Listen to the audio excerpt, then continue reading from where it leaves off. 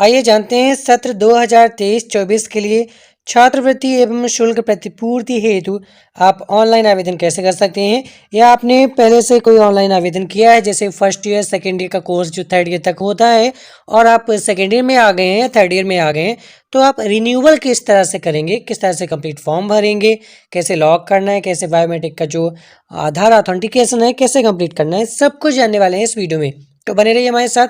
जानकारी अच्छी लगे लास्ट में तो आप लाइक करते हुए ज़रूर जाइएगा।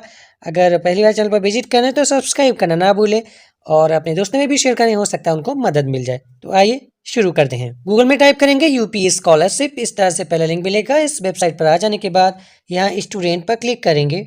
उसके बाद यहाँ देखेंगे आपको 3 ऑप्शन मिलेंगे, registration, fresh login, renewal login. अगर आप पहली बार अप्लाई कर रहे हैं तो आपको रजिस्ट्रेशन करना होता है। अगर आप रिन्यूअल करना चाह रहे हैं तो यहाँ पर रिन्यूअल लॉगिन लिखा हुआ है, इस पर टैप करे रहेंगे तो यहाँ पर ऑप्शंस ओपन हो जाएंगे। अगर आप ग्रेजुएशन में हैं तो आपको post matric other than inter student login पर क्लिक करना है। अगर आप 10th 9th का भर हैं तो प्री मैट्रिक स्टूडेंट लॉगिन है। अगर इंटरमीडिएट का भर हैं तो इंटरमीडिएट स्टूडेंट लॉगिन है। यहाँ पर आपको ग्रेजुएशन का भर के दिखा रहे हैं, तो इसके लिए आपको, आप ग्रेजुएशन में है या पोस्ट ग्रेजुएशन में है, तो यहाँ पर post matric other than inter student login, इस पर क्लिक करेंगे। उसके बाद इस तरह से आपके सामने इंटरफेस ओपन होगा। यहाँ पर आवेदन का प्रकार देख सकते हैं, नवीनीकरण है यानी रिन्यूअल है। पाठ्यक्रम का प्रकार देख सकते हैं, दशमोत्तर है, अदर देन इंटर है यानी इंटर के बाद जो ग्रेजुएशन या पोस्ट ग्रेजुएशन है वो है। उसके बाद यहाँ पर रजिस्ट्रेशन संख्या भरे में अपनी सत्र 2022-23 की रजिस्ट्रेशन संख्या भरिएगा जो पिछले सत्र की है। उसके बाद जन्म तिथि भरिए, अपना पासवर्ड भरिए और कैप्चा कोड भर के सबमिट करिए। देखिए, अगर आप अपना पासवर्ड भूल चुके हैं सत्र 2022-23 का, तो आपको क्या करना है, यहाँ forgot password for post matric, इस पर क्लिक करना है। उसके बाद इस पेज पर आ जाएंगे, आपको नीचे स्क्रॉल करना है। यहाँ पर 2022-23 की रजिस्ट्रेशन संख्या भरेंगे और अपनी जन्म तिथि भरेंगे। उसके बाद हाई स्कूल बोर्ड यहाँ पर सिलेक्ट करेंगे, अपना हाई स्कूल बोर्ड चूज कर लेंगे, जो भी आपका हो वो सिलेक्ट कर लीजिएगा। हाई स्कूल उत्तीर्ण करने का वर्ष, किस साल में आपने हाई स्कूल उत्तीर्ण किए वो यहाँ पर ईयर सिलेक्ट कर लेंगे। हाई स्कूल का रोल नंबर यहाँ पर भरेंगे। ये कैप्चा कोड भरने के बाद पासवर्ड पुनः प्राप्त करने पर क्लिक कर देंगे। तब इस तरह से देखेंगे यहाँ पर आपका रजिस्ट्रेशन संख्या आ जाएगी और आपका यहाँ पर जो आपका पासवर्ड भूल चुके थे वो पासवर्ड यहाँ पर शो कर देगा। इस पासवर्ड को, रजिस्ट्रेशन नंबर को नोट करके रख लीजिएगा। अब चलिए चलते हैं रिन्यूअल लॉगिन के पेज पर। अब फिर से इस पेज पर आ जाएंगे। अब आपको क्या करना है, रजिस्ट्रेशन संख्या फिर से आपको 2022-23 की भरनी है और यहाँ पर डेट ऑफ बर्थ भरनी है और अभी जो आपने अपना पासवर्ड दोबारा प्राप्त किया था वो पासवर्ड भर के कैप्चा कोड भरेंगे और सबमिट पर क्लिक करेंगे। इस तरह से देखेंगे 2023-24 के लिए जो है स्कॉलरशिप का फॉर्म ओपन हो चुका है। जो रिन्यूअल है उनको रजिस्ट्रेशन नहीं करना होता है, डायरेक्ट फॉर्म सबमिट करना होता है। यहाँ पर देखेंगे नीचे आपका जो 2022-23 का रजिस्ट्रेशन संख्या आ रहा है और आपकी डिटेल्स आ रही है। अब फॉर्म भरने के लिए देखेंगे 3 लाइन्स आ रही है, इस पर क्लिक करेंगे। अब देखेंगे पहली स्टेप कंप्लीट हो चुकी है, रजिस्ट्रेशन करें। जैसे स्टेप कंप्लीट करते जाएंगे आगे ग्रीन टिक लगता आएगा। दूसरी स्टेप है प्रमाणीकरण हेतु आधार नंबर डालें, इस पर क्लिक करेंगे। अब इस तरह से नेक्स्ट पेज ओपन होगा। यहाँ पर आपकी डिटेल्स शो हो रही होगी, आपको नीचे स्क्रॉल करना है। आधार प्रमाणीकरण के लिए यहाँ पर देखेंगे छात्र या छात्रा का नाम पहले से आ रहा होगा, उसकी जन्म तिथि यहाँ पर लिखी होगी। आधार जनसांख्यिक प्रमाणीकरण, यहाँ पर आपको अपना आधार नंबर भरना है, फिर से यहाँ पर आधार नंबर भरना है और इस पर टिक करना है। उसके बाद ये कैप्चा कोड भरेंगे और वेरीफाई आधार पर क्लिक करेंगे। अब इस तरह से देखेंगे नेक्स्ट पेज पर आपका आधार ऑथेंटिकेशन जो है वो सफलतापूर्वक प्रमाणीकरण उसका सफल हो गया है। ध्यान रखिएगा, आपको ऑथेंटिकेशन के लिए जो डेमोग्राफिक ऑथेंटिकेशन उसके 3 प्रयास मिलते हैं। उसके बाद OTP के ऑथेंटिकेशन के लिए भी 3 प्रयास मिलते हैं, उसके ज़्यादा आप प्रयास करेंगे तो ये आप ऑथेंटिकेट नहीं कर पाएंगे। अब आपको यहाँ पर OTP ऑथेंटिकेशन करना है, उसके लिए यहाँ click care for Aadhaar OTP authentication पर क्लिक करना है। ध्यान रहे आपके आधार से लिंक मोबाइल नंबर एक्टिवेट होना चाहिए, उस पर OTP जाएगा। आइए क्लिक करते हैं। इस तरह से देखेंगे आपके रजिस्टर्ड मोबाइल नंबर पर OTP भेज दिया जाएगा। वो OTP आप यहाँ भरेंगे और वेरीफाई आधार बाय OTP, इस पर क्लिक करेंगे। आपका जो रजिस्टर्ड मोबाइल नंबर होगा आधार से लिंक, उसी पर OTP जाएगा, तो वो वर्किंग में होना चाहिए, चालू रखें। OTP नहीं मिलता है तो रिसेंट OTP पर क्लिक करके दोबारा OTP पा सकते हैं। इस तरह से देखेंगे आपका आधार ऑथेंटिकेशन भी सफल हो जाएगा। अब अगली स्टेप का फॉर्म भरने के लिए इन 3 लाइन्स पर क्लिक करना है। यहाँ पर देखेंगे प्रमाणीकरण है तो आधार नंबर डालें, ये कंप्लीट हो चुका है। अब जो ब्लू कलर का आ रहा है यहाँ पर मोबाइल नंबर सत्यापन हेतु, इस पर क्लिक करें। नेक्स्ट पेज ओपन होने के बाद यहाँ पर देखेंगे अब आपको अपना मोबाइल नंबर भरना होगा। यहाँ पर ये समझ लीजिए कौन सा मोबाइल नंबर भरेंगे, जो आप मोबाइल नंबर पहले स्कॉलरशिप में रजिस्ट्रेशन किया था यानी फॉर्म में भरा था, वही मोबाइल नंबर यहाँ भरेंगे। वो मोबाइल नंबर आधार से भी लिंक होना चाहिए। ठीक है, तो आपके जो फॉर्म में ऑलरेडी पहले से भरा होगा, यहाँ पर जैसे कि दिख भी रहा होगा रजिस्ट्रेशन करते वक्त जो दिया होगा, वही मोबाइल नंबर यहाँ भरिए। उसके बाद मैं प्रमाणित करता हूँ इस पर टिक करिए और ये कैप्चा कोड भर के सबमिट पर क्लिक कीजिए। इस तरह से नेक्स्ट स्टेप में आपके उस मोबाइल नंबर पर ओटीपी जाएगा, वो ओटीपी आप यहाँ भरें, ये कैप्चा कोड भरें और submit OTP and proceed registration इस पर क्लिक करें। अब इस तरह से आपके मोबाइल नंबर का भी ऑथेंटिकेशन हो जाएगा यानी सत्यापन हो जाएगा। अब नेक्स्ट स्टेप की डिटेल भरने के लिए आपको इन 3 लाइन्स पर क्लिक करना है। अब यहाँ पर देखें जो ब्लू कलर का आने लगा है, नवीनीकरण आवेदन पत्र को संशोधित करें, इस पर क्लिक करेंगे। यहाँ पर देखेंगे आपके सामने पहला आएगा रजिस्ट्रेशन, दूसरा शैक्षणिक यानी एजुकेशन क्वालिफिकेशन, और तीसरा बैंक, फिर शुल्क संबंधित और फिर है गत वर्ष। रजिस्ट्रेशन विवरण में आप कुछ भी चेंज नहीं कर सकते क्योंकि जब फर्स्ट टाइम रजिस्ट्रेशन करते हैं डिटेल वही रहती है। अब यहाँ पर नेक्स्ट आएगा शैक्षणिक, इस पर क्लिक करेंगे। इसमें देखेंगे पाठ्यक्रम का प्रकार जो आपने सबसे पहले भरा होगा फर्स्ट ईयर में स्कॉलरशिप, और वही आ रहा होगा जैसे स्ववित्त पोषित। उसके बाद पाठ्यक्रम का नाम जो आपका BA BSc या BCom जो भी है, और वर्तमान पाठ्यक्रम का ब्रांच बैचलर ऑफ साइंस या बैचलर ऑफ आर्ट या कॉमर्स वो शो कर रहा होगा। नेक्स्ट है पाठ्यक्रम का वर्ष या अवधि। यहाँ पर देखेंगे अभी आपका करंट में कौन सा ईयर चल रहा है, सेकेंड ईयर थर्ड ईयर। ये जो टोटल पाठ्यक्रम होगा वो नीचे दिखाएगा, 3 साल का है तो नीचे 3, और ऊपर कौन सा ईयर चल रहा है आपका सेकेंड ईयर, तो यहाँ पर 2 भर देना है। ठीक है, या ये ऑटोमेटिकली आ जाएगा, परेशान होने की जरूरत नहीं, आप कंफर्म कर लीजिएगा।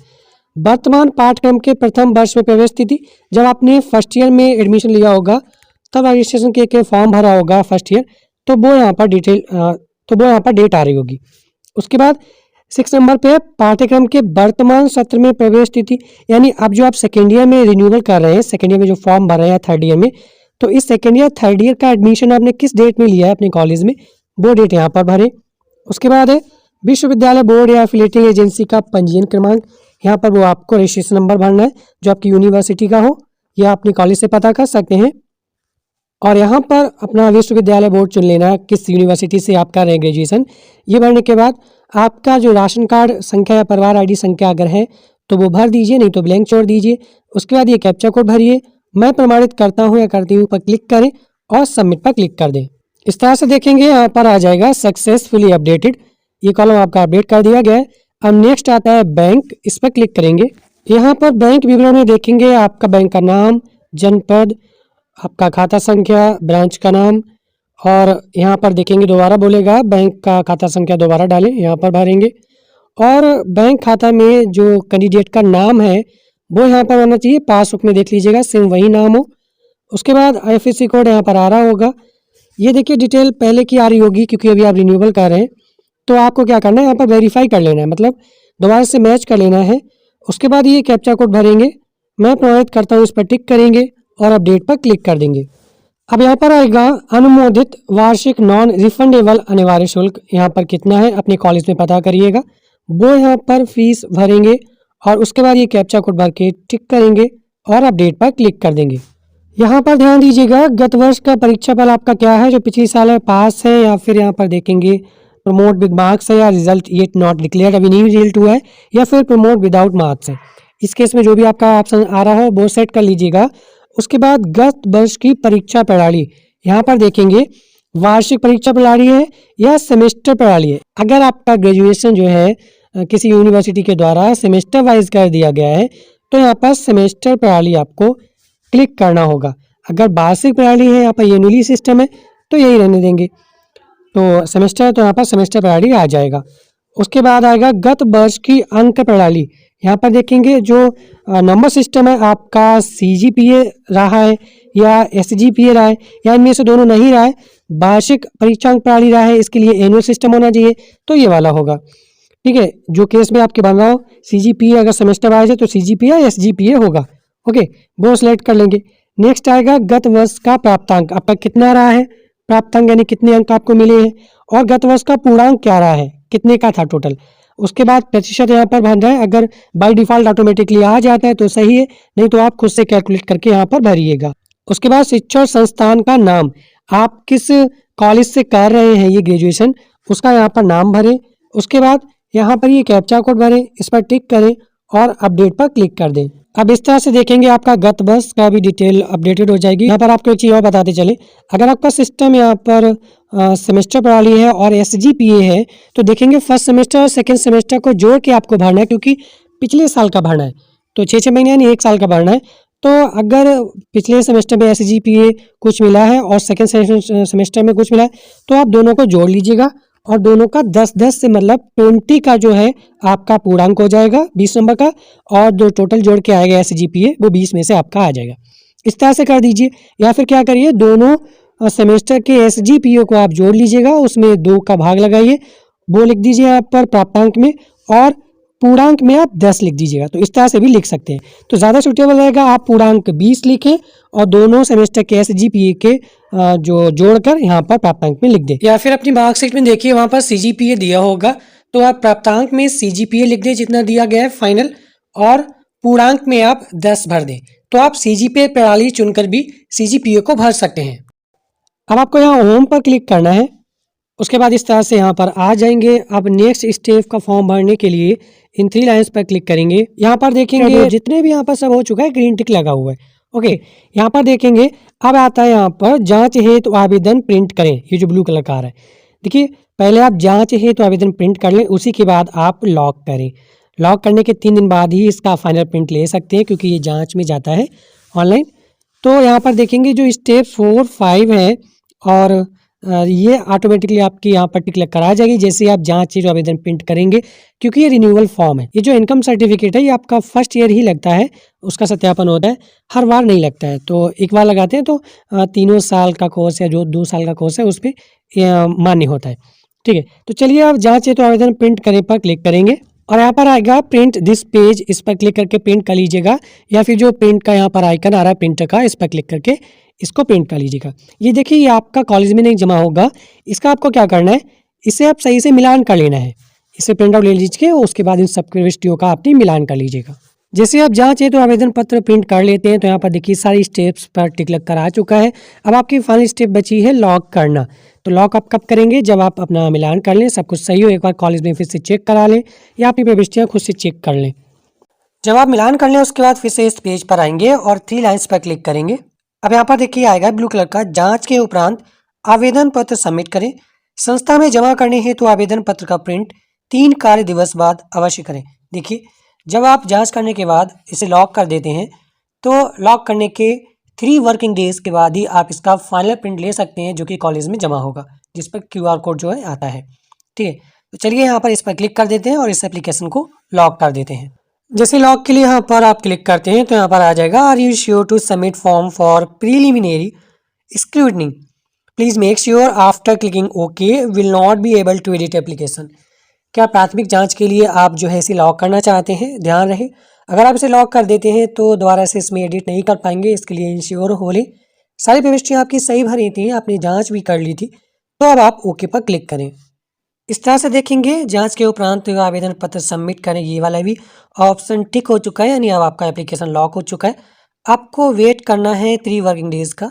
3 कार्य दिवस के बाद जैसे ही आप अपनी प्रोफाइल में लॉगिन करते हैं, यहाँ पर कभी कभी क्या होता है 3 कार्य दिवस से पहले भी 1 या 2 दिन में ये जो फाइनल प्रिंट है यहाँ पर ऑप्शन आने लगता है, तो आप चेकआउट करते रहिएगा। वैसे 3 कार्य दिवस ही बोला जाता है, कभी कभी लास्ट डेट करीब होती है तो ये जल्दी भी आ जाता है। तो यहाँ पर लॉगिन कर चुके हैं, यहाँ पर देख सकते हैं अब सारी स्टेप कंप्लीट हो चुके हैं, सब पे ग्रीन आ चुका है, मतलब फाइनल स्टेप जो है उसमें अब आपको फाइनली जो प्रिंट आउट है वो डाउनलोड करने का ऑप्शन मिल जाएगा। इसलिए यहाँ पर देखेंगे इधर 3 लाइन्स पर क्लिक करेंगे। अब यहाँ देखेंगे फाइनली ब्लू कलर में आने लगा है, संस्था हेतु आवेदन प्रिंट करें, इस पर क्लिक करेंगे। अब इस तरह से आपके फॉर्म का प्रीव्यू ओपन हो जाएगा, यहाँ पर इसकी प्रिंट ले लीजिएगा और यही आपके कॉलेज में प्रिंट जमा होगी। जो भी आपके डॉक्यूमेंट मांगे जाएं कॉलेज वालों से पूछ लीजिएगा, इसके साथ कौन कौन से डॉक्यूमेंट लगने वो लगा के इसे सबमिट कर लीजिएगा, क्योंकि ये इसमें देखिए QR कोड आ रहा है, तो इसकी प्रिंट आउट लेकर आप कॉलेज में जमा कर सकते हैं।